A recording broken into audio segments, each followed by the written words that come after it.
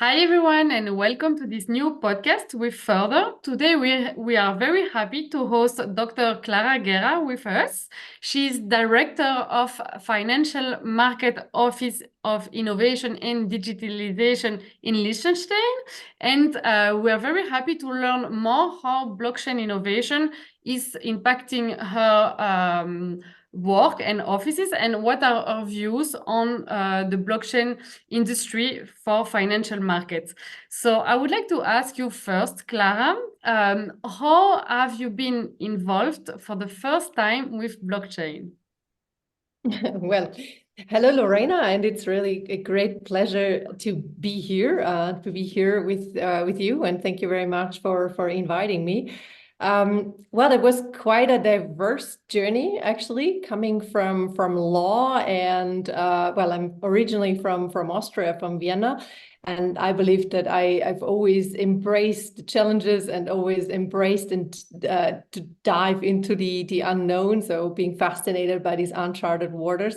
And but after a while in the corporate field and the corporate high-tech innovation sector, I came to Liechtenstein in 2017, and then in 2019 I joined the Government Office for Financial Market Innovation and Digitalization. I know it's quite a mouthful, and there, I mean, also before in the private sector, I was involved in evaluating blockchain projects and blockchain application for in various industries. But actually, it was only in the government position that I then got really my hands on in understanding. So not so hands-on from the technical side, but more in defining and shaping the legal regulatory guardrails and frameworks to govern these new technologies. And yeah, so that was actually my really hands-on first touch point with these technologies. Yeah, It's very nice to hear that you combine both. You combine your law background and the tech also interests to define how it could be shaped in the future. And you had the experience in corporate and now in public. So how do you feel about how blockchain is being used in the corporate and in public? it's quite, I believe, a different approach, but of course it should be from the government side our goal to bring these two worlds together. And I believe that my insights from the corporate world and being in the private sector really helps me to translate the necessities and also the how well blockchain development works and how the businesses are thinking to translate it into how we approach it from government side. And there we really need a completely different approach and it's a paradigm shift. So also from government side, we need to understand, or I think a big part of the solution is understanding the problem. Yes. And so the problem also on government side on how to tackle such a new paradigm and such a new decentralized systems. So that is not a given. And so in Liechtenstein, we were very early in understanding and realizing the potential that lies in these technologies, and we're driven to pioneer to find a comprehensive and introducing a comprehensive legal framework to address that is actually really targeted and bespoke for that technology, because you cannot address actually these new technologies and this completely new paradigm with the old systems and the old way of looking at them and then also governing them. And I think, coming from the perspective of looking from government side at this technology, not that actually regulation is a hurdle and inhibiting innovation, but actually that that regulation is a massive enabler for technological innovation, especially the financial field, because it offers not just protection for the users and also gives them confidence and trust, but also it allows the companies to flourish because they have legal certainty and clarity to actually build their businesses and to thrive. Indeed, no, it's very interesting. And also the fact that the blockchain, you understood the potential of the blockchain technology to bring it to the public and be able to regulate it. And I was wondering, what are actually the values of that technology that you align with? Why are you convinced about that technology is going to be the future and is going to be implemented also for different uses? Well, I believe, I mean, if you look really back at the to the history and the development of the internet, as it started off as being super user-centric and a place really for users to build and shape. And then it kind of shifted away, or where we saw then to big tech companies and big data companies that are monopolizing and actually while holding the maturity of control in that space. So I believe that actually now technology, that blockchain technology offers, and what we see in the Web3 space, that this offers a solution to actually act as a counterweight to shift the pendulum back to the users and back to the community. So everything that is about, choice and control and empowering actually the creators, but also to building infrastructure for, be that collaboration, but also for verifiable trust, to build an infrastructure for transferring value, so to having the internet of value.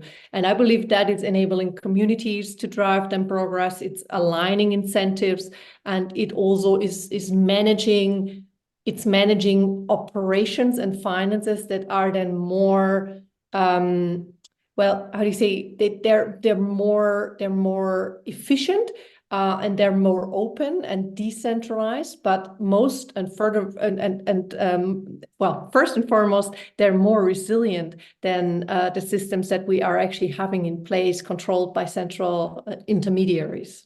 Indeed. And that's of vital importance for our system and economy and financial sector. Clara, so you were newly appointed as the chair of the board of governmental affairs in blockchain technologies for INATBA, where we met at the gala dinner earlier this year. And I was wondering if you can tell us a little bit more about the initiatives that will be driven by this committee. Absolutely. Yeah, being appointed as the chair of the governmental advisory board was a true well, an honor, but also an exciting challenge. And I'm bringing that together with also my position as a co-chair of the European Blockchain Association. And I believe more than ever that we need to have international coordination and collaboration to really leverage the potential of blockchain in Europe and beyond. And well, when I talk to my colleagues and also in the GAB board, it's really incredible how vibrant and alive the field is and how much is actually happening. But where we are lacking is still a lot of like the real international coordination and to go about in a concerted, to have a concerted effort in addressing the challenges and addressing the challenges in adoption of blockchain technology. And so I believe that on one hand, if we look at the key areas we are focused on, it's going to be one, the blockchain infrastructure. So really to look at what does it take to build infrastructures for robust data management, data integrity in digital documents and data. And also what does it take for interconnected digital identities to work together? So I believe that we can transform these insights and the know-how, the exchange of all the experts and people involved in the board and in the GAB, within the GAB members, to draw from that and to really derive from that actionable insights and learnings for all of our projects. One other part we're really focused on is real economy use cases. So to look into the lighthouse projects in the different jurisdictions and within the different GAB members. So to highlight that and to draw from these experiences. And then, of course, INATBA is focused not on the EU, but globally active and globally engaged. Yet still, of course, for the EU, it's of utmost importance to look at the MiCA adoption and MiCA implementation. But with that, having said that, not just the MiCA implementation within Europe, but also to look at actually the fields that are not in scope of MiCA, like the NFT custody or also staking and lending and of course DeFi innovations. So there is definitely it's worth to look into how different jurisdictions are addressing that. And we in Liechtenstein, we are of course particularly well focused on pioneering and going ahead with showing how some of these challenges could be addressed with regulatory initiatives that still are furthering innovation. So I believe these are the main areas that we will focus on. However, of course, we are very open, and I'm also looking very much forward to the input of the GAB, the other GAB members and parties involved in what kind of other additional focus areas they will bring in for us to discuss and learn from. Okay, great. When you were talking, I had a question who came to my mind because since blockchain technology is without borders, it's a peer-to-peer network allowing transaction without border. And you mentioned like checking around the different jurisdiction and how they would be looking after their own countries. And I was wondering at a global scale, since you are part also of INATBA and fostering this collective brainstorming, how is it perceived that the innovations and application that would be applied on a global scale would be regulated in each country on a different jurisdiction? How would this work? In a different way? Well, we can only look in, now we have MiCA addressing the single market in Europe. And of course, that's a huge market. So that covers already 450 million users and 23 million businesses. So I think that's a considerable market to address, and where it's a huge benefit for mass adoption and user acceptance that we have one market like that and a one unified legal and harmonized legal regulatory system. And when we look at other jurisdictions, I believe, I mean, also they have not been idle and standing by, not doing anything, but a lot have adopted different regulatory approaches, some of which were actually, I'm proud to say, inspired by what we introduced already in 2020 in Liechtenstein with our Blockchain Act.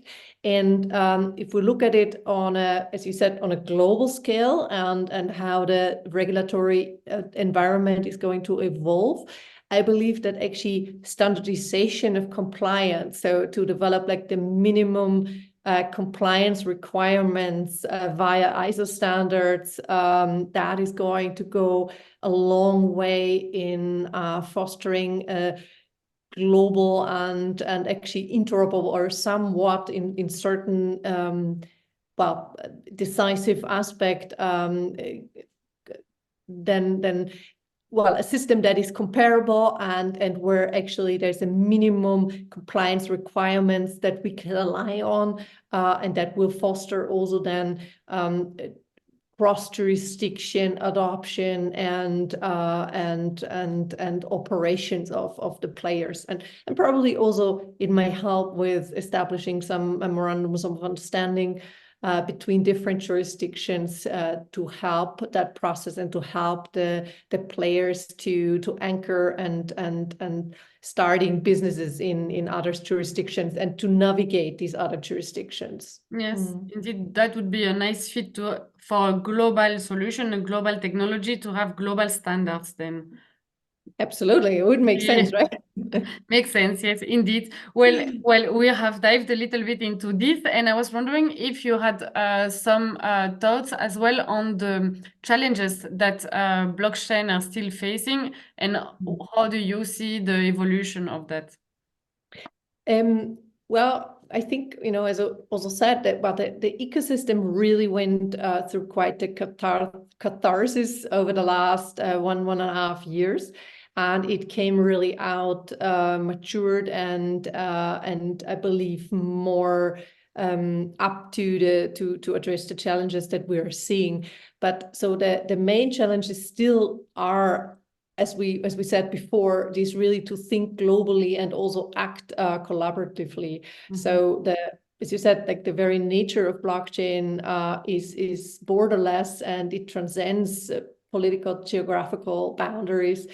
So we really, if we want to address them, then we have to really act in international coordination and collaboration, and this will then benefit really all of us. So the collaboration is not just a nice to have, it's not beneficial, but it really is essential. So I think this is a big challenge to address and how we can solve that. And well, one other real big challenge, I think it's either the challenge and the strength in one with blockchain lies in its nature of infrastructure. So it's blockchain is infrastructure play. So compared to other than AI, which is plug and play, everyone can derive value and use it without any technical understanding, without anything. You use your phone and you can immediately tap into it.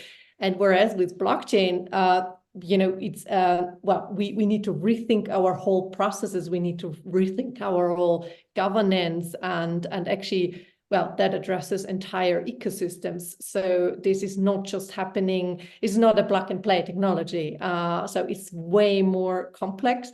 And at the same time, it's a back office technology. So the normal person, they shouldn't be bothered with how it works. They should just be able at the user level to experience it in a seamless and easy, intuitive way. And that's where we are still having some work to do so that this is actually happening.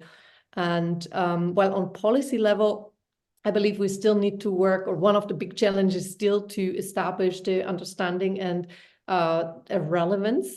So what the relevance and the importance of blockchain technology, of tokenized assets, all of that being the internet of value, so an infrastructure to transfer digitally value between peer-to-peer without an intermediary. So that is to really understand and grasp that concept, and then not just to grasp the concept, but actually to put that also into action and to in implementation. So that is also still not to have it just as an interesting theoretically fascinating concept on a PowerPoint slide, but to put it into, well, and execute projects and that really bring value to the users, and that makes blockchain for the real economy well, experienceable and tangible in terms of the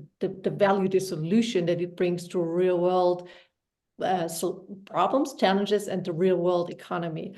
And maybe, well, one last thing is, of course, but that is not just relating to blockchain technology, but to all these emerging technologies that we are seeing, that is the regulatory pace. So the regulatory landscapes, they have to also evolve to keep pace with these partly exponential tsunami-like technological advancements that we see.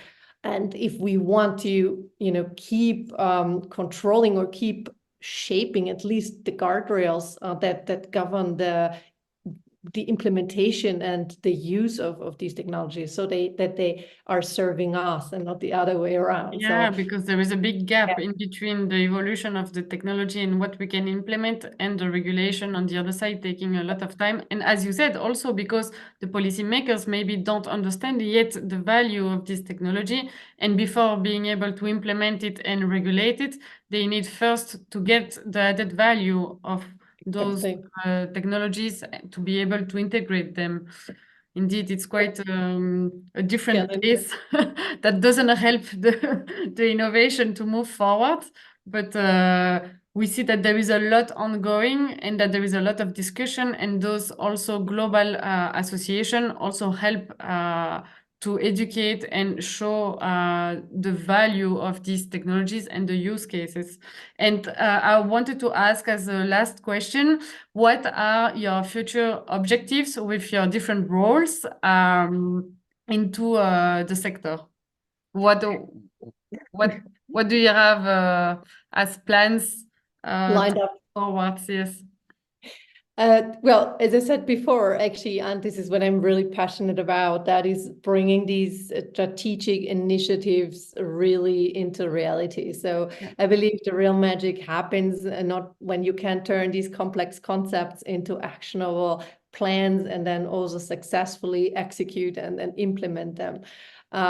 So one project I'm particularly passionate about that is also related to infrastructure, because we have this era-old dilemma of, or we've always had that dilemma of how can we trust something that we cannot see, right? So in the digital world. And nowadays with other technologies like AI, for example, it's even an added layer of complexity and challenge. How can we even trust what we can see, what we can actually hear?